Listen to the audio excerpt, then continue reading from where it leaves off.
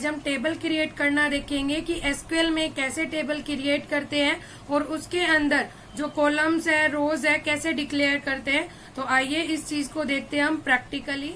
देखिए, SQL query के लिए मैं SQL server 2012 express software use कर रही हूँ और इसके लिए मैंने Microsoft SQL server management studio use में ले रही हूँ। यहाँ पर मैंने अपना लोकल डेटाबेस PRFT इंस्टेंस बनाया हुआ है। इस पर क्लिक करके राइट क्लिक करूंगी मैं और राइट क्लिक में सिलेक्ट करेंगे न्यू क्वेरी। न्यू क्वेरी पे जैसे ही आपने क्लिक किया विंडो ओपन हो जाएगी, ब्लैंक विंडो। इस पर आप अपनी क्रिएट की कमांड लिखिए और टेबल को क्रिएट करने की कमांड होती है क्रिएट टेबल। और आपको जो भी टेबल का नाम देना हो, जैसे मैं दे रही हूं कस्टमर, ठीक है। और उसके बाद open bracket and close bracket और सेमीकोलन, ठीक है। और इसके बीच में ओपन और क्लोज ब्रैकेट के बीच में आपको अपने कॉलम्स लिखने होंगे। आप जो कॉलम्स की हेडिंग चाहते हो, जैसे कस्टमर्स में हमें कस्टमर की आईडी चाहिए तो आप कस्ट या CID जो भी आप लिखना चाहें वो लिख सकते हैं। और ये आपकी इंटीजर टाइप की होगी, कैरेक्टर टाइप की होगी या वेरकेर। वेरकेर का मतलब होता है जिसमें आप कैरेक्टर और इंटीजर मिक्स ले सकते हैं। और वेरकेर की मैक्सिमम लेंथ है हमारी 255। तो CID मान लीजिए इंटीजर टाइप की ले रहे हैं तो इंट कोमा आप दूसरी ID लिखिए आपकी जो कॉलम बनाना चाहते हैं। मान लीजिए चाहते हैं कस्टमर का नेम, तो कस्टमर का नेम लिखिए C नेम। और C नेम मेरे को चाहिए कैर के अंदर, तो कैर। कैरेक्टर कितना नाम तक आप एंटर कर सकते हो, मान लीजिए 20, तो हमने यहाँ लिखा 20। फिर थर्ड कॉलम जो भी आपको लेना हो। इसके बाद कस्टमर का फोन नंबर, तो C फोन। और ये भी इंटीजर में होगा तो आप इंट लिखिए। उसके बाद अगर आपको और कॉलम बढ़ाने हैं, इंक्रीज करने हैं, तो आप और लिख सकते हैं, जैसे कस्टमर का एड्रेस, कस्टमर एड्रेस। और कस्टमर का एड्रेस वेरकेर में होगा तो यहाँ लिखिए वेरकेर। और आपको एड्रेस की लेंथ कितनी देनी है वो लिखिए, ठीक है। मान लीजिए इस तरह से मैंने 4 कॉलम्स लिए हैं तो मैंने क्रिएट टेबल टैग के अंदर इन चारों कॉलम को लिख दिया है। लास्ट में ब्रैकेट बंद और उसके बाद सेमीकोलन। और यहाँ ऊपर एग्जीक्यूट आ रहा है, आप एग्जीक्यूट कीजिए। अगर आपकी टेबल में कोई भी एरर नहीं है तो देखिए नीचे लिखा आ रहा है कमांड कंप्लीटेड सक्सेसफुली। इसका मतलब आपकी टेबल क्रिएट हो चुकी है, लेकिन यहाँ पर टेबल बनी हुई तो आ नहीं रही।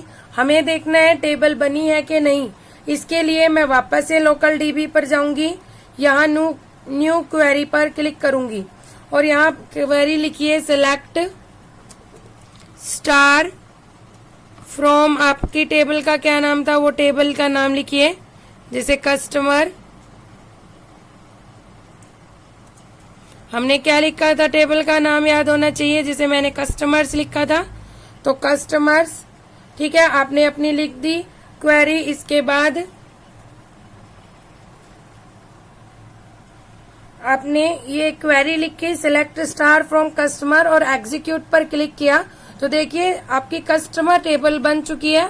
यहाँ पर देखिए CID, C name, C phone, C add, यहाँ पर आपके लिख के आ चुके हैं। तो इस तरह से आपकी टेबल क्रिएट होती है कि सबसे पहले आप क्रिएट टेबल लिखेंगे, उसके बाद आप टेबल का नाम, इसके बाद आपको जो भी कॉलम देना है, कॉलम का डेटा टाइप।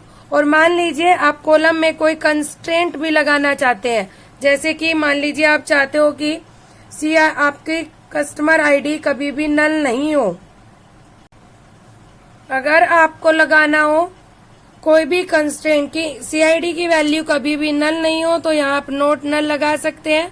कस्टमर नेम आपका ब्लैंक नहीं रहेगा तो यहाँ नोट लगा दीजिए। इसका मतलब अब आपको ये एज अ वैल्यू डालनी ही पड़ेगी टेबल के अंदर।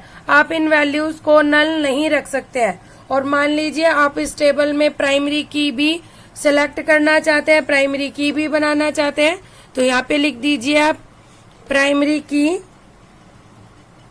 और किस कॉलम को प्राइमरी की बनाना चाहते हो वो लिखिए, प्राइमरी की। और इसमें आप किस कॉलम को बनाना चाहते हैं, मान लीजिए CID को, कस्टमर की ID को, तो हम ब्रैकेट में इसकी कस्टमर ID लिख देंगे।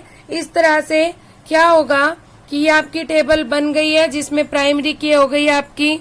इस टेबल को आपको दूसरा नाम देना हो, जैसे अभी मान लीजिए सेम नेम से एक टेबल नहीं बन सकती है, तो हमने कुछ भी बनाया, इसकी टेबल का नाम दिया और अब इसे एग्जीक्यूट कीजिए।